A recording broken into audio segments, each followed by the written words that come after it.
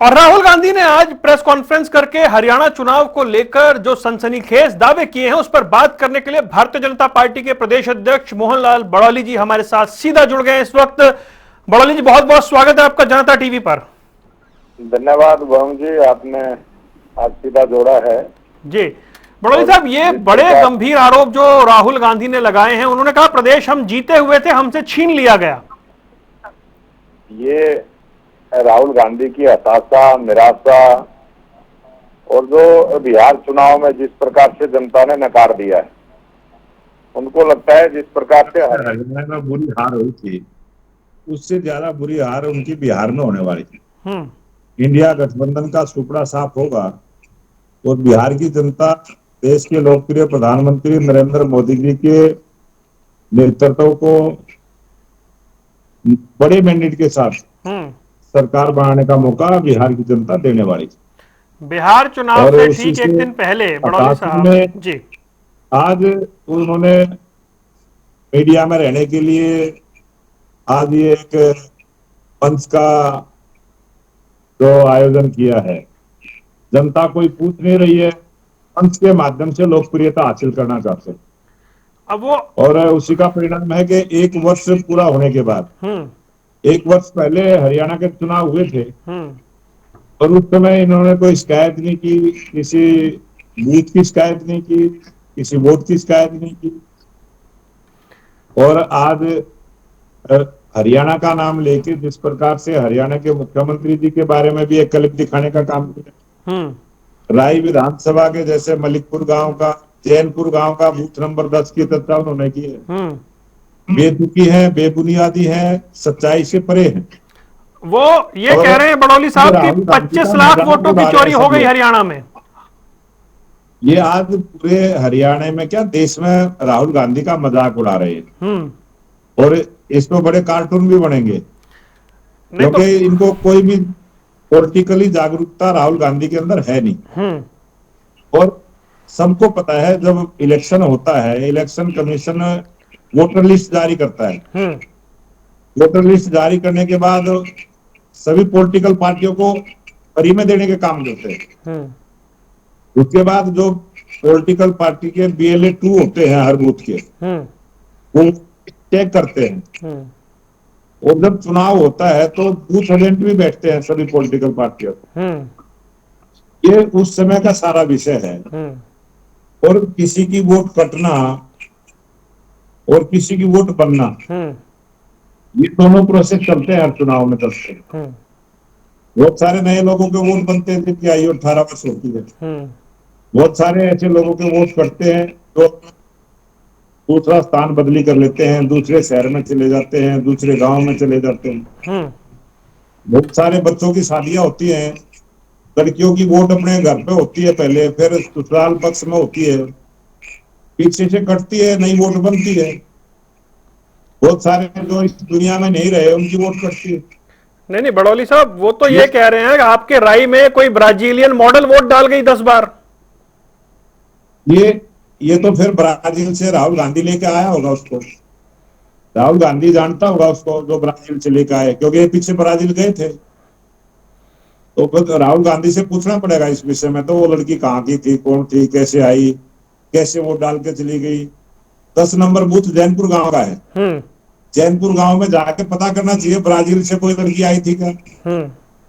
कोई बाहर से लड़की आएगी वोट डालने तो वो तो बहुत बड़ा एक बन जाएगा। जैनपुर गांव में जो स्कूल में पोलिंग बूथ है सबको पता है, और जैनपुर गांव में ब्राजील की लड़की वोट डालने आएगी तो क्या वो एजेंट है या पोलिंग पार्टी है, वो सब कुछ देखते नहीं क्या। वो ये कह रहे हैं ओपिनियन पोल में हम आगे थे, हम एग्जिट पोल में आगे थे, हम पोस्टल बैलेट में भी आगे थे। ऐसा कैसे हो गया कि हम चुनाव हार गए हरियाणा का। वरुण जी, वोटर जब घर से चलता है ना तो मन बना के चलता है, और लाइन में लगने के बाद भी अपना मन बनाता है। और हमारे हरियाणा में तो जब कोई दबंग आदमी पूछेगा ना गरीब आदमी से वोट किसको देगा, तो वो दबंग आदमी के फेवर की बात करता है कि आपको ही दूंगा, और वोट डाल के आता है कमल के फूल पे। और जब पत्रकार बाहर पूछते हैं मेरे को अनेक पत्रकारों ने बताया कि जब हम वोटर से पूछते हैं कि भाई किसकी सरकार बनने वाली है, कि जी सरकार तो बीजेपी की बनेगी, कि वोट किसको दे के आए हो, अगर वो तो चुप हो जाते हैं, बताते नहीं है। तो उसका भाव समझो ना, वो क्या, कोई भी वोटर, कोई भी पार्टी का कोई भी कार्यकर्ता जाता है, उसकी हाँ भरते हैं सभी, नहीं लेकिन वोट तो अपने मन से डालता है। ये तो बहुत बड़ा नंबर बता दिया उन्होंने, 25 लाख वोटों की चोरी इतने छोटे से हरियाणा में। ये अब वो राहुल गांधी तो कुछ भी बोल सकता है, अब वो क्या खा के बोलता है वो तो जनता फैसला करेगी। हर 8वां वोटर नकली हरियाणा का। अब वो तो पूरे हरियाणा को भी नकली बता सकता है, राहुल गांधी है ना इसका नाम। अब यहाँ तो अब पूरे देश के अंदर राहुल गांधी को लेकर किस प्रकार के चुटकुले लोग सुनाते हैं, किस प्रकार की कहानियां बन चुकी हैं, राहुल गांधी को तो पता नहीं है ना। आप समाज में जाएंगे, गांव में जाएंगे, लोग चुटकुले सुनाते हैं राहुल गांधी पे।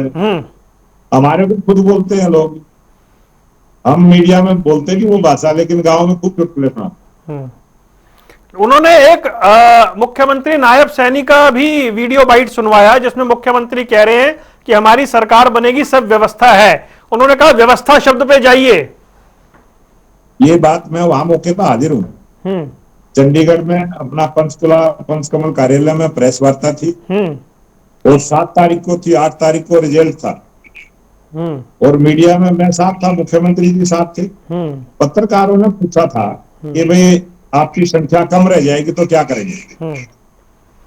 तो हमने कहा था कि हमारी तो संख्या पूरी आएगी, सर्वोच्च बहुमत की सरकार बनेगी, ये बातें सब हुई थी। और हमने कहा था कि हमारी सरकार बनेगी, वो कह रहे थे हमारी सरकार बनेगी। जनता ने फैसला दिया है, 48 विधायक बीजेपी के। वो बार बार बता रहे हैं कि जेनजी जो है उसको सामने आना चाहिए, युवाओं का वोट चोरी कर रही है बीजेपी। अब इस हरियाणा का युवा जो है राहुल गांधी को जवाब देगा हर बात का। कभी वो वोटरों को चोर बताता है, कभी कुछ और बताता है। अब जनता ने कांग्रेस को नकार दिया है, और उसका परिणाम ये जो राजनीति का बुखार राहुल गांधी को हो गया है, और ये राजनीति का जो बुखार है ये 5 साल में उतरेगा, आगे चुनाव तक ऐसे ही चढ़ा रहेगा। एक होटल का भी उन्होंने दिया है बड़ौली साहब, अंत में 1-2 सवाल है मेरे। होटल का उन्होंने दिया है कि मकान नंबर 265 में देखिए कितने 300-400 वोटर हैं एक ही मकान पे। वो जो पलवल का उन्होंने दिया है, पलवल में जवाब देंगे, आप पलवल में बात करके देखिए। जो जिसका भी मकान का वो एड्रेस बताया है वो जवाब देगा, मीडिया में देगा। नहीं, लेकिन जब ये जो ये वोटर सूची होती है तो पार्टियों को पहले ही मिल जाती है ना, जिसमें वो चेक करते हैं कि क्या गलत है क्या सही है। वो पहले ही 2 महीने पहले मिलती है करीब, और उसके बाद उसको समय दिया जाता है। कोई किसी में सुधार है, किसी का नाम गलत है, किसी का एड्रेस गलत है, वो ठीक करवा ले। तो जिम्मेवारी तो उस समय पॉलिटिकल पार्टी के कार्यकर्ताओं को है ना, वो अपनी वोट ठीक करवाए। अंत में मेरा आखिरी सवाल आपसे बड़ौली साहब, क्या ये नैरेटिव सामने रखा जा रहा है कि हरियाणा का जनादेश चुराया गया है, कांग्रेस की सरकार आ रही थी और बीजेपी ने बना ली सरकार? ये तो है ना, शैलजा जी से पूछना चाहिए, सुरजेवाला से पूछना चाहिए, वो क्यों आ रहे हैं, किस कारण से आ रहे हैं, उनको रियलिटी का पता है। हुड्डा जी से भी पूछिए, उनको रियलिटी का पता है।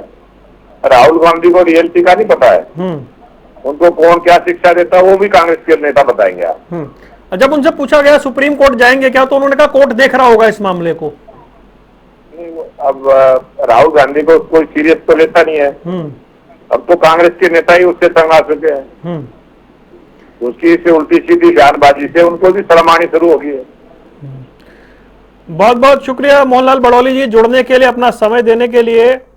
भारतीय जनता पार्टी के प्रदेश अध्यक्ष मोहनलाल बड़ौली हमारे साथ थे, जो कह रहे थे कि राहुल गांधी को गंभीरता से लेने की आवश्यकता नहीं है। वोटर लिस्ट तो 2 महीने पहले दे दी जाती है, पार्टियां उसे चेक करती हैं।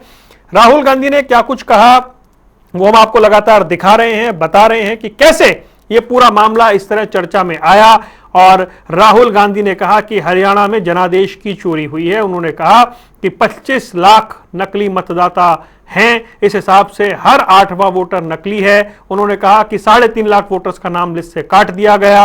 उन्होंने यह भी कहा कि बिहार में इसको दोहराया जाएगा। इस तरीके के तमाम आरोप जो हैं उन्होंने लगाए हैं। 1 घंटा 20 मिनट लंबी चली प्रेस कॉन्फ्रेंस में उन्होंने ये तमाम बातें कही।